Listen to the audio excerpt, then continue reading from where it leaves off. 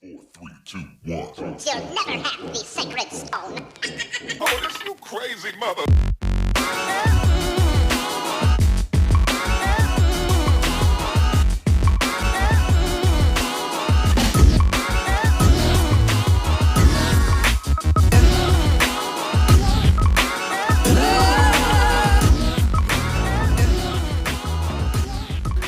Hola mi gente, hey guys, welcome to my channel Phlava. The flavor today is Jim Jefferies in Why Getting Married is a Horrible Idea.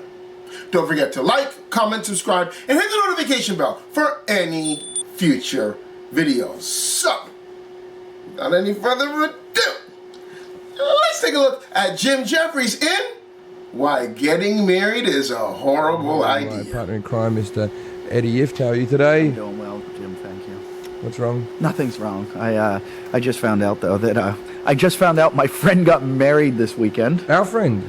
A good friend of ours, both. Mickey D, terrible name. Mickey D. Michael Dwyer. He's one of these guys that really funny bloke, drunk, looks like he's borderline Down syndrome. Yeah. He could absolutely pose for border. He could be Jason's brother. Yeah. Jason, who we make fun of on the show all the time, who is our, he doesn't have a job. No, that's wrong. Jason has a job now. Yeah, I worked today. He worked today. Did we say you could talk yet? No, I'll tell you what he said to me outside. We're outside, and he goes, because he's fixing boats now. Another thing for his CV, he's fixing boats. All right. And he said, yeah, man, I got up at 9, and I've been working all day. And I'm like, yeah, 1 day in a year. Oh, yeah, you're a fucking marathon man. Yeah. Anyway, you're talking about Mickey. So Mickey, who looks a lot like Jason, and he's a little slimmer than Jason. Mickey's a comedian out of Australia, lived in the UK with us, worked over in the UK. Really, really funny. Off stage, probably one of the funniest guys I've ever met in my entire life. And he met a girl recently. They're having a baby. They're getting married. He's one of my best friends in the entire world. All right. And I find out this weekend that he got married. Yeah. Oh, you weren't invited? Because not invited. I have a feeling. I wasn't invited because I'm associated with you. I have a feeling that I wasn't invited because I think his wife doesn't like me. You See, this gets us onto a thing. He's your best friend, probably best, the truth. childhood friend that I bullied for years and took him everywhere and all that other stuff. And his name's Colin Barton. If you want to reach me, Colin, if you're listening to us, my heart's still open to you. But he started dating a girl who despised me, and that's the last I ever saw of him. Yeah. Because women are cunts. Women will literally destroy a man and take him and separate him from all of his friends. Yeah, and it's happened his to me choice. many times. I don't blame him so much because I've been at weddings where I've been even best man at a wedding where the bride has come up to me during the wedding and said, twice this has happened to me, Eddie, you've ruined my wedding. Wow. The first time it happened, I was in Connecticut. The wedding was on the water. I was best man, my buddy Joe Wojak. I'm at his wedding, and we get back from the wedding. We're at the reception, and me and this other guy, forget his name, funny dude, we go take these kayaks that we see down on the beach, and we take them out into the water in our tuxedos, and we start paddling around. And then he said, it wasn't even me, he goes, let's joust.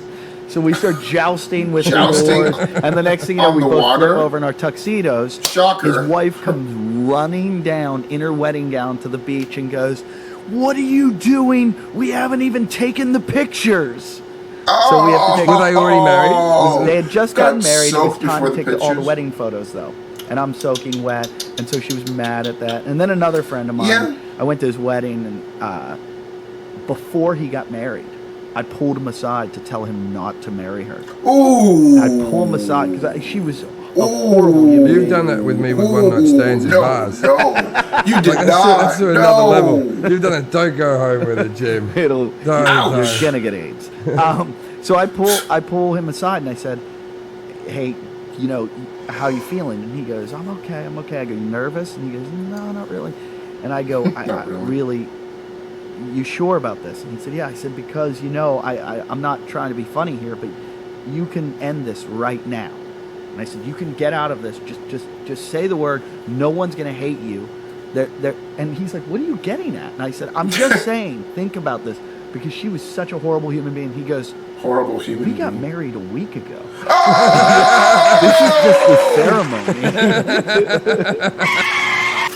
Hold up! Wait a minute! Bring it back! Are you kidding me? So first of all, you felt this bride-to-be, according to you, was a horrible human being. Okay, fair. Why would you choose to now talk about that on the wedding day? If you were concerned for your friend and you really thought you should marry her, shouldn't you tell him this beforehand? You waited for the wedding day to do this, and to add a little spice. Spice it up, you know what I mean? So it's not bland, gotta spice it up. To add a little spice, they already got married a week ago. This is just the ceremony. So now, it's not even the day of. You're late in giving your friend the message. So it's too late anyway. And you're telling him a week later. Are you kidding me? Let's get back. Ay, ay, ay. And I go, I was just fucking with you. Yeah, she's lovely. Enjoy the future. Yeah. Oh, yeah. Yeah. So I've had that twice, and I've lost friends from it. You know, like my brother. Shocker! You lost was friends. married for a month. One of my brothers was married for one of the most. Which brother? Scott, the middle one, the nut job one. The cop. No, not the cop. The other one. Okay. Yeah, the crazy one. And he was married for 1 month to a bird who was dumb as dog shit. Thick as like, but family money and the with big huge wedding, and then he comes back from the honeymoon. They honeymoon around America, and they go back to Australia, and she goes back to work, and she'd been back from work for like a week, and she comes back with a love bite on her neck. It turns out she'd been fucking some guy in the supply closet, like for years and years, and then she fucking took half his shit. They were married for a fucking month. She took half his stuff. Oh, she was an evil bitch, that one. Man. I just found out. I was reading about marriage, and marriage originally was started so that it was like men would buy the exclusivity of their wife from the father, so that they would guarantee the paternity of their child. So they would know that if they had sex with the woman, that the kid was definitely theirs. So they would pay the father for that.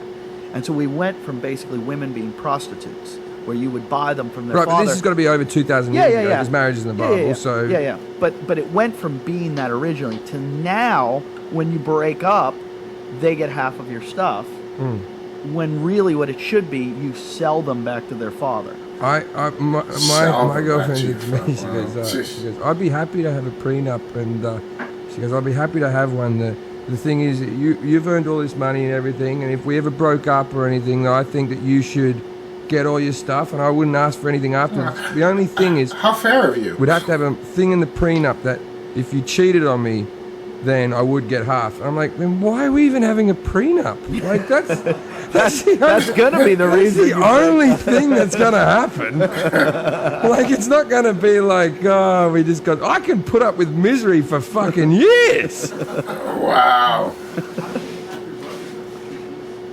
I don't know how it is in America, but in Australia, the courts see no guilt. They only decide on what's going to happen. Oh. They don't see right and wrong. Yeah, so, because if she did something illegal... They're kind of like Jim. Well, the thing is, do you think you'll ever get married, Eddie? Part of me, I've always said I'm against marriage, but I almost feel like I have to. Cause I want to have kids someday. I feel like kids are like kissing the Blarney Stone. But this is what I reckon. You have to do it if you're in Ireland. You have to kiss the Blarney Stone. But what you don't know is that after work, the guys that work at the Blarney Stone piss all over it. And I feel like, but you have to do it. And I'm like, I'll have kids, but they're just going to piss all over me. That's what it's going to be. I think you should have kids, knock up some random girls, have the kids, and then we just live together, and they just assume that both of us are gay, and we just carry on as we've always been. Lindsay, you are not going to be the mother of my you're children. the type of person I'd let mother, because you're very organised. Yeah, she'd be a good mother. Yeah, you'd be a good mother. Getting to the point of motherhood. I want the kids to look like me, obviously, and have my sense of humour. but your organisational skills. So my look and personality, and your handwriting's very nice. Yeah. You could have your handwriting. And if we do it, it's going to be artificial insemination. And also because me and me, I have to have a couple Asian girls jerking me off to get me to come, and then we'll slop Asian it. girls. no. What we'll do is, because me and Eddie, look, I only want to take care of the kid some of the time, right? I don't want a kid full time. So how about we both father the one kid? Neither of us knows what it is. We both come in a cup and chuck it at Lindsay. I don't know. Is that how you get pregnant? I don't know. There you have it. My gosh, you're telling your friend not to get married to this person because she's a horrible person the day of. What you thought was the day of, it's actually a week after because they got married a week ago. Anyways, I hope you enjoyed it. Jim Jefferies on why getting married is a horrible idea. Don't forget to like, comment, subscribe, and hit the notification bell for any future videos. Until next time, this is